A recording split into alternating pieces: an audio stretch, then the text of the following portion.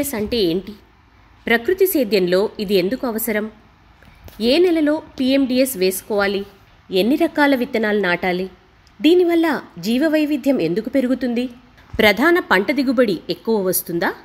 ప్రకృతి వ్యవసాయంలో 365 రోజులు భూమిని పంటలతో కప్పి ఉంచడం ఒక ప్రధాన సూత్రం.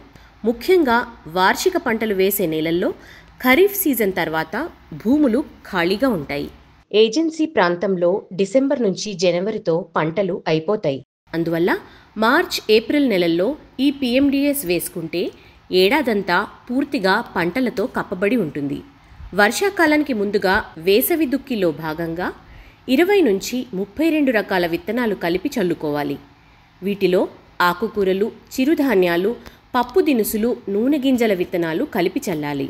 భూమి ఈ కలిగి దున్నడానికి కావాల్సిన మొక్కలన్నీ కూడా దీనిలో నాటుతాయి. దీనిలో ఏంటంటే సుమారుగా 18 రకాల నుంచి 32 రకాల వరకు మనం రైతుల దగ్గర ఉన్న విత్తనాలతో పాటు వాళ్ళ దగ్గర లేనివి కూడా మనం ఎక్కువ విత్తనాలు కల్పించడం వలన భూమికి మిశ్రమ పంట వలన ఎక్కువ బలం వస్తుందని చెప్పేసి, సారవంతంగా ఉంటుందని చెప్పేసి ఈ రకంగా మనం చేయడం జరిగింది. ఈ పంట వలన కొంత ఆదాయం కూడా వస్తుందన్నమాట.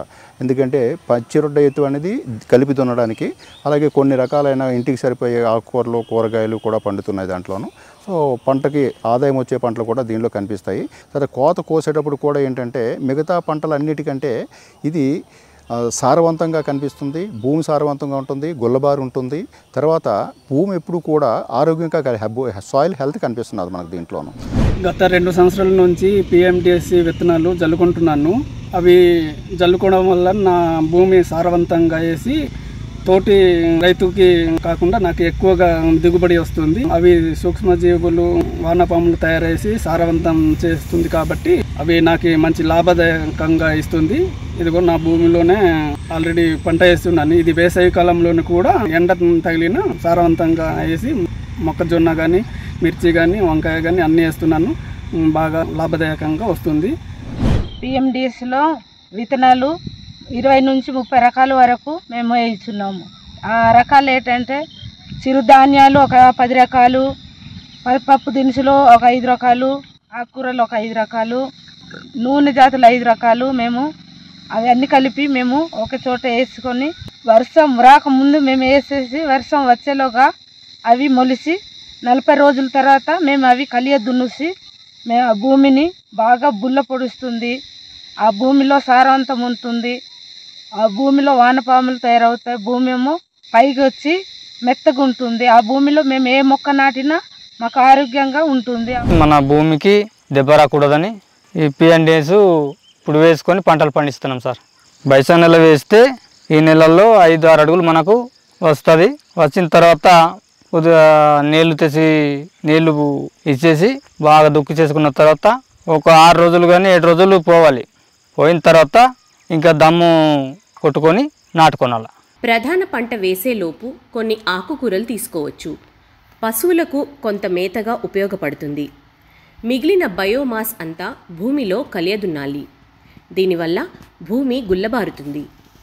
అన్ని రకాల విత్తనాలు వేయడం వల్ల వేరు వ్యవస్థ వివిధ లోతుల్లో పాకుతుంది. దీనివల్ల పంటకు మేలు చేసే మైక్రోబ్స్, బ్యాక్టీరియా అభివృద్ధి చెంది ప్రధాన పంట దిగుబడి పెరుగుతుంది. భూమి ఆరోగ్యం మెరుగుపడుతుంది. నీటిని పీల్చుకొని తేమను ఎక్కువ కాలం నిల్వ చేసుకోగలుగుతుంది. పిఎండిఎస్ సాగు విధానం: తొలకరికి ముందుగానే 20 నుంచి 30 రకాల విత్తనాలు సేకరించుకోవాలి. ఏప్రిల్ మొదటి వారంలో పిఎండిఎస్ వేసుకోవాలి. విత్తనాలు చల్లే ముందు బీజామృతంతో విత్తన శుద్ధి చేయాలి. ఈ విత్తనాలలో పప్పు జాతి, నూనె గింజలు, చిరుధాన్యాలు, ఆకుకూరలు, దుంపలు ఉండాలి.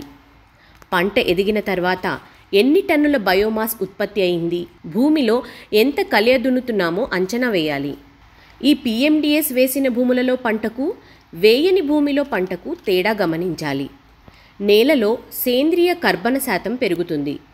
నేల గుల్లబారి వానపాములు వృద్ధి చెందుతాయి. జీవ వైవిధ్యం పెరగడం వల్ల ప్రధాన పంట పుష్కలంగా పండి దిగుబడి పెరుగుతుంది.